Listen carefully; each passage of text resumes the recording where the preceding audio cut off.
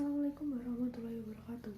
Saya Ella Intan Restalina, mahasiswa program studi agribisnis Universitas Trunojoyo Madura dengan 3 digit terakhir nomor induk kemahasiswaan 065.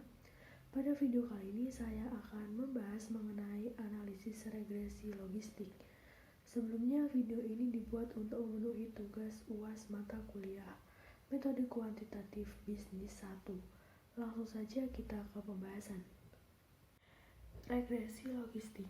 Regresi logistik adalah sebuah pendekatan untuk membuat model prediksi seperti halnya regresi linear atau yang biasa disebut dengan istilah ordinary least square (OLS regression). Pada regresi logistik, peneliti memprediksi variabel terikat yang berskala dikotomi. Skala dikotomi yang dimaksud adalah skala data nominal dengan dua kategori, misalnya ya dan tidak, baik dan buruk, atau tinggi dan rendah. Pada video ini, saya akan membahas mengenai analisis regresi logistik biner, di mana variabel Y hanya ada dua kategori, puas dan tidak puas atau ya dan tidak. Pada video kali ini, kita akan menganalisis regresi logistik dari data skripsi dengan judul Regresi Logistik dan Aplikasinya Terhadap Kematian Neonatal, Studi Kasus Pasca Kelahiran di Rumah Sakit Umum Pangkep. Selanjutnya adalah variabel yang digunakan. Untuk variabel yang digunakan adalah yang pertama variabel independen, yaitu Y dengan keterangan kematian neonatal dengan kode 0 tidak terjadi kematian dan 1 terjadi kematian.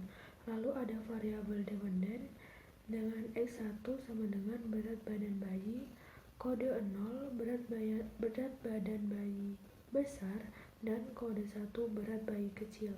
Untuk X2 adalah paritas tinggi P1 dengan kode 0 paritas tinggi dan kode 1 lainnya.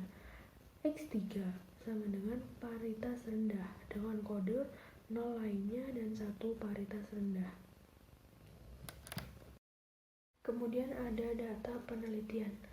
Keseluruhan jumlah data adalah sejumlah 326 dengan keterangan Y sama dengan kematian neonatal, X1 sama dengan berat badan bayi, X2 paritas tinggi P1, X3 paritas rendah. Hipotesis penelitiannya adalah H0 sama dengan model cocok dengan data, H1 sama dengan model tidak cocok dengan data. Baik, selanjutnya kita ke SPSS. Di sini sudah ada data yang disediakan di Excel. Untuk datanya kita blok semuanya secara keseluruhan, kemudian kita copy. Setelah data di copy, kemudian kita masuk ke aplikasi SPSS. Pada aplikasi SPSS, data yang sudah di copy tadi kita paste di data views. Kemudian kita klik variable view.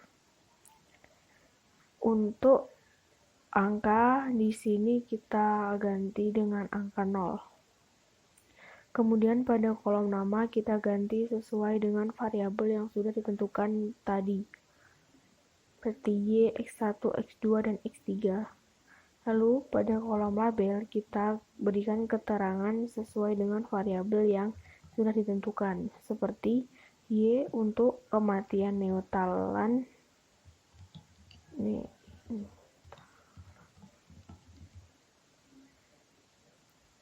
X1 untuk berat badan bayi, X2 untuk keterangan paritas tinggi atau P1,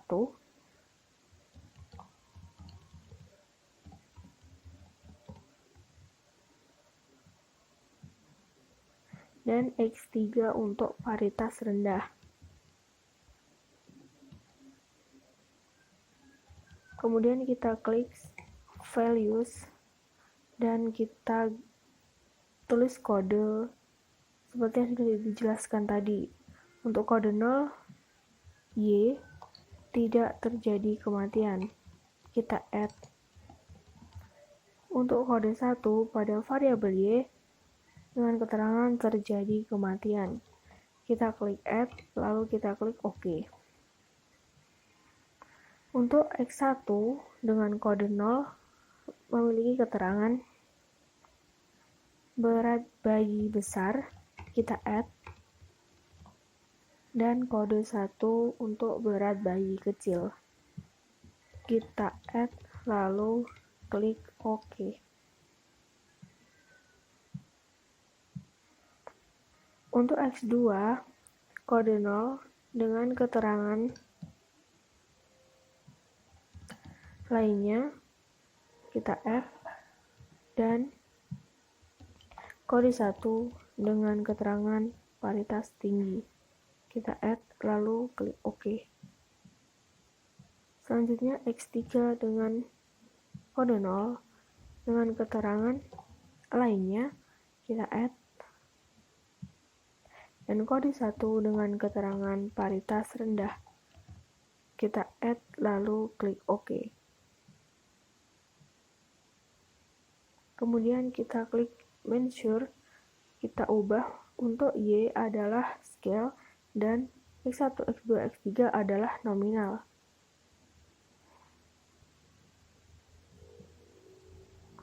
Kemudian kita ke data views.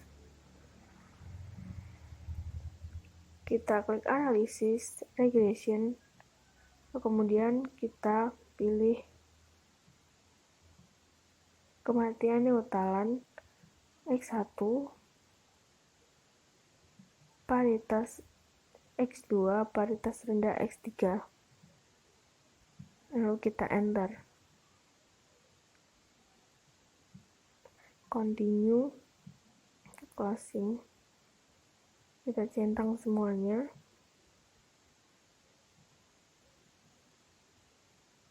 Kita continue, lalu OK. Selanjutnya kita tunggu sampai keluar hasilnya. Nah, ini adalah hasil dari data yang sudah diolah di SPSS.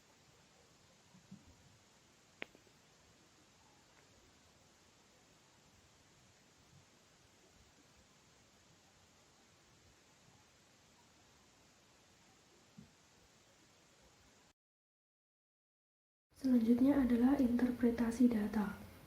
Tabel iteration history. Tabel iteration history pada blok 0 atau variabel independen tidak dimasukkan dalam model. N sama dengan 325 mendapatkan nilai min 2 log likelihood 166,156. Degree of freedom atau DF sama dengan N-1 sama dengan 325 dikurangi 1 sama dengan 324. Nilai Chi-square X2 pada DF 324 dan probabilitas 0,05 sama dengan 336,977. Nilai min 2 log likelihood 166,156 lebih kecil dari 336,977 sehingga terima H0, maka menunjukkan model sebelum memasukkan variabel independen belum fit dengan data. Kemudian ada classification tabel.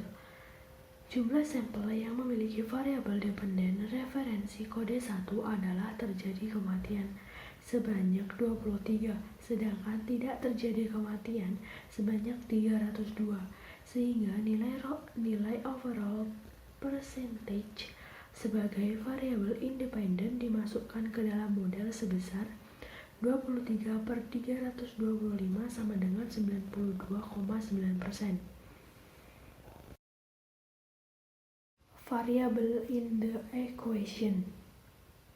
Sebelum variabel independen dimasukkan ke dalam model, maka belum ada variabel independen dalam model.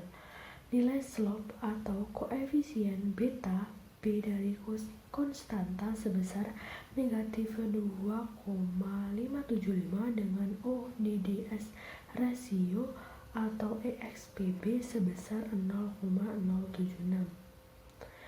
Nilai signifikan atau p-value dari uji Wallace sebesar 0,000, maka EXP dalam kurung min 2,575 tutup kurung sama dengan 0,076. P pseudo R². Nilai Nagelkerke R² sama dengan 0,234. Variabel dependen mampu dijelaskan oleh variabel independen sebanyak 15%. Variabel lain di luar model penelitian sama dengan 100% min 85% sama dengan 15%. Lalu ada uji hasil kesesuaian model goodness of fit. Nilai chi-square sama dengan 0,383. Nilai signifikan sama dengan 0,944. Nilai signifikan lebih besar daripada 0,05 sehingga menghasilkan keputusan H0 diterima. Hasil uji simultan dengan nilai signifikan 0,000 yang lebih kecil daripada 0,05 sehingga memberikan keputusan tolak H1. Persamaan atau model. Persamaannya adalah min 3,927 plus 2,583 berat badan bayi ditambah 1,165 paritas tinggi dan ditambah 0,656 paritas rendah.